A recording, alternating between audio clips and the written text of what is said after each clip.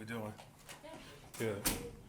Really excited to get the win yesterday, and there were some things that really stood out in terms of the overall defensive performance. Notably, our run defense was really good against a very explosive back, and third down, we were really good on third down, and our rush and coverage worked hand in hand to make those things happen. And also, third down was really a byproduct of how well the guys played on first and second down. Our red zone D, we had some huge stops in the red zone. Obviously, James Bradberry's play in the end zone against Odell Beckham, that takes points off of the board in a 2-point game. That was a critical play by James. The takeaways were big. Fourth down stop and 2 interceptions. Mike Adams, again, the rush and coverage complemented one another. So those are things were really positive. There's some things that we obviously need to correct. So the explosive passes at the end of the football game, we don't want it to be that close if we can help it. And certainly there's some things that we'll do a better job of, situational awareness, and just some of the technique things that showed up in that particular situation. We want to do a better job of. We want to win a few more one-on-ones with our four-man rush, and even when we push a fifth guy, we need to be a little bit more decisive, be more of a factor in those situations. And another positive thing, obviously, our sudden change defense was really good to force a field goal, which obviously gives you a chance to be in the situation we were in yesterday. So those things there were some positive things, obviously, and some things that we'll get back to work and correct. I'll take your questions. You mentioned beating one-on-ones a little bit more. What's not happening there? This defense is known for a lot of sacks, and last few games haven't been many. Is it what teams are doing to you, or is it what's happening? Yeah, it's a combination of several factors. I mean, the tempo of the passing play, some of the quick slants, some of the extra guys that are used in protection, and those are factors. But I won't make any excuses why we don't rush the way I believe we're capable of rushing. And we have a very high standard where that's concerned. And if we have one person that's one-on-one, we expect that person to be a factor and to at least affect the quarterback. And so we'll continue to work at it. Having said that, there were several what we call rush, coverage, and pressure factors yesterday where the rush led to the quarterback either throwing the football away, an incomplete pass.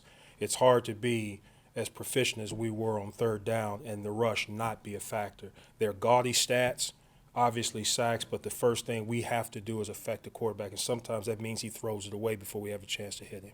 Was that most disappointing toward the end of the game when they were throwing virtually every play and you weren't able to affect Eli all that often? Well, we need to be better. We need to be better, Joe. And a couple of times the rush, the ball's coming out, on some of the check down throws. Again, you want to affect him. You want to try and get your hands up, collapse the pocket as much as possible, which affects the quarterback's accuracy. But when he's throwing the ball deep, when he's taking a true 5-7 step drop and he's trying to push the ball down the field, we have to be on the scene. We have to show up, especially with our four-man rush. That starts it off, and we'll do a better job with that. When you have to counter stuff like that, the quick outs and the check downs, what does the offensive line and the quarterback do to kind of counter what your line is doing? I mean, specifically, how are they affecting what happens on the play? Are they pushing out, or are they just locking guys up? Well, it's just the tempo of the pass. I mean, it's coming out fast, and sometimes on mixed downs, on first and second down, the guys that are rushing the defensive line, they're actually getting what we call run information. So they have to kind of transition to a pass rush mode from playing the run. And so some of those things are factors. That's why we always tell the guys that at the bare minimum, collapse it.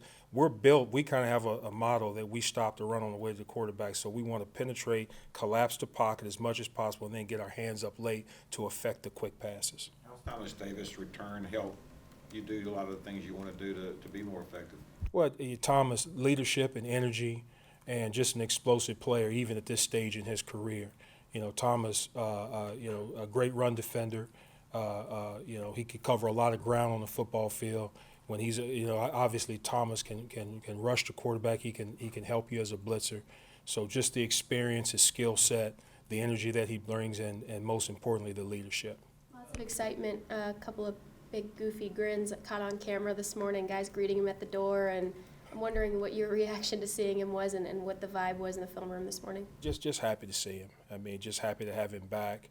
Like everyone else, Thomas, is such an important part of the history of this organization and what he brings to the table. So we're excited to have him back. He's excited to be here, and so that's just a tremendous boost to everybody. Was there something specifically, Eric, would you point to run defense or even a certain series in a specific game in the last 4 weeks where you missed him most? Well, Joe, I don't know if there's one particular. We miss Thomas everywhere, on the practice field, in the locker room. When he's removed from the building, I mean, you feel the impact, you feel the void a little bit. But I think the guys have done a nice job, filling that void as much as possible. You don't replace Thomas Davis, but when he comes back, you just feel that kind of a boost. So when he wasn't here, obviously we knew he wasn't here, and now that he's back, we're just excited to have him back. Eric, I know you mentioned a few weeks ago that you guys were still sort of working out Pep's rotation and how to best utilize him this year. How do you feel about the progress you guys have made in respect to how to best use Pep? Right. I thought Pep had one of his more impactful performances yesterday. I thought he was very close a couple of times to actually finishing the quarterback. Pep had a tackle for loss yesterday as a point of attack run defender. So his game functional conditioning is really starting to show up, and I think the best is yet to come. I think we're going to be really excited. When you're having the defensive line rotation, is it a hot hand type situation at times, or how does that work exactly on a drive by drive basis? It is sometimes, it's a little bit of a feel. It's not paint by the numbers. We want to make sure that that guys have enough juice, especially in obvious passing situations, to go get the quarterback, to make sure we can chase the football if it goes outside on the perimeter. But if a guy is really doing a nice job, you want to try and ride that as much as possible. And so there's a little bit of planning that goes into it, but it's not a paint by the numbers. It's not an exact science. There is a big time feel component. What'd you see on? Both you and Ron have been talking in recent weeks about wanting to do better with the run defense, and you mentioned that you guys did show improvement in that area against New York. What were some of the factors you think played a big part in just that improvement in that area of the field? Well, last week there was a big emphasis and going back to reestablishing who we are as a front seven. Our defensive line, especially the tackles, we really depend on them to really penetrate up front, try and create a new line of scrimmage. And then fundamentally, everyone needs to play with their hands. And so there's a fundamental emphasis with the guys in the box, chasing the hip, cut back defenders, but also fitting the run. You know what I'm saying? So if there are certain types of runs that we have to fit correctly based on the run concept. So we just – and then tackling. I mean, we were in position a couple of times on some of the explosive runs and just failed to get the guy down. So all of those things kind of work together and putting together a good, solid performance as far as our run defense is concerned. Obviously, with the number 24 going to be on the other side when you guys face Washington, you don't have to deal with him, but your 24 had a couple of back-to-back big plays on Odell in the end zone there in the second half. What did you see on those two plays specifically that showed you something about James that you might have learned from that?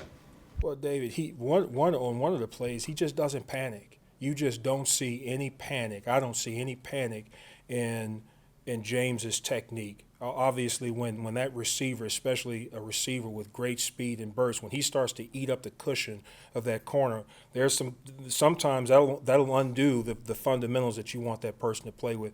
James does not panic. He's playing with a lot of confidence right now. He's trusting his fundamentals, and he's executing the call. And there are a lot of things that James is doing in terms of studying the tendencies and some of the things that these receivers have that we're asking him to cover. That's allowing him to kind of play ahead of the play. So there's just really no panic in James right now. When we ask him to press, he's doing a good job at the line of scrimmage of disrupting routes, and he's doing a good job with his off coverage. You think you guys finally replaced Josh Norman? I don't know. I mean, Josh was a great player, and after Josh left, we just really focused on trying to develop the guys that are here, and James has done a nice job, And Dante is a work in progress. We've gotten tremendous return from him already, and we anticipate some other things as we move forward. I'm not asking you necessarily to compare James with Josh, because most coaches don't like to do that. But is Bradberry starting to get closer to that elite corner level in terms of his coverage, his confidence, his knowledge of schemes and so forth? You know, Joe, I would definitely say so. I would say so, and James deserves a lot of credit.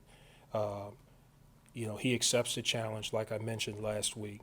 He works at it, and his knowledge has gone through the roof. I mean, that when James does pose a question or ask a question, you could tell that there was a lot of thought behind what he wants to try and figure out and what he wants to know so he can perform in that situation. So when you combine the knowledge, when you combine the experience, and then the skill set that he brings, everybody wants a corner with length.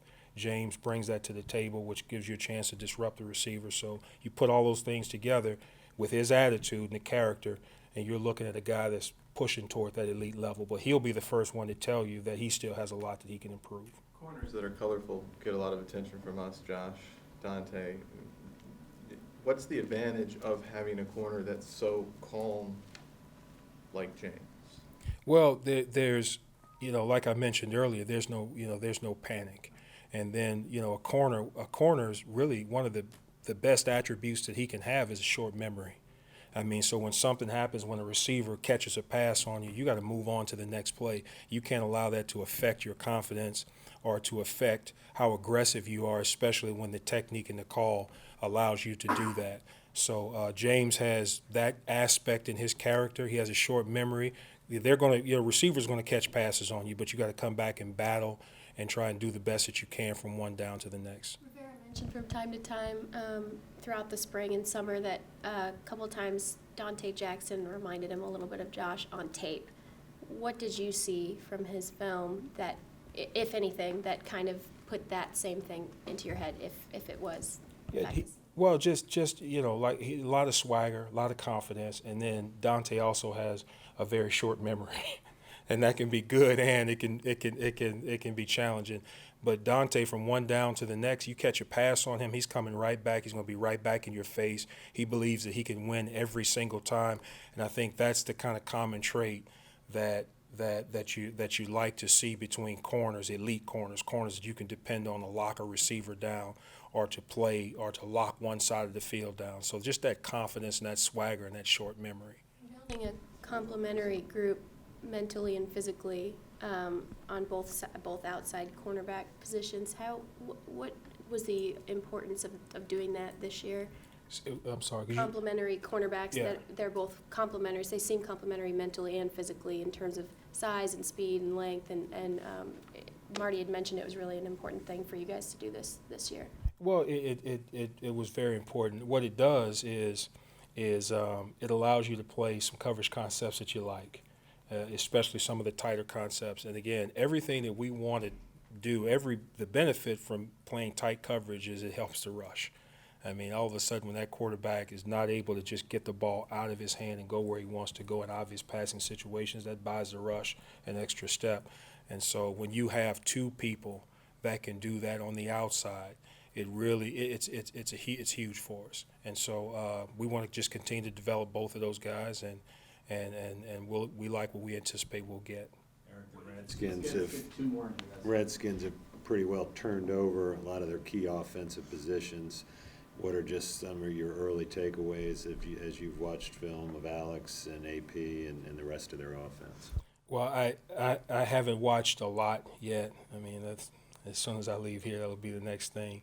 But you know, we have a little bit of a background with Alex. I mean, a couple of years ago he was in Kansas City, and so we know what he can do in a spread type offense and getting the ball out of his hand. AP, you know, his resume speaks for itself. I mean, we'll have to do a great job, and he's playing, you know, really good football right now. We'll have to do a good job with him stopping the run.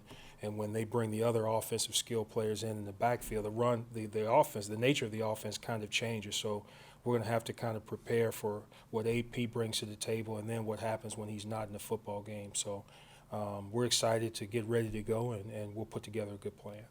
What you see from Eric yesterday, Eric Reid, Mhm. and how much of the defense do you think that he's kind of caught onto in his short time, or what can we expect from him moving forward? Eric did a nice job yesterday. I mean, a real nice job, especially under the circumstances, with the communication, being on sync. As a matter of fact, I really can't. I've looked at the film 3 times already, and I can't recall one glaring error that Eric had yesterday, and that's a tremendous credit to him and tremendous credit to the coaches that worked with him, Jeff and Richard. So I think you're going to see a guy that going forward, that's a physical presence, close to the line of scrimmage. His conditioning will pick up, and so we'll be able to match him up effectively with the matchups that we think are going to be positive for us.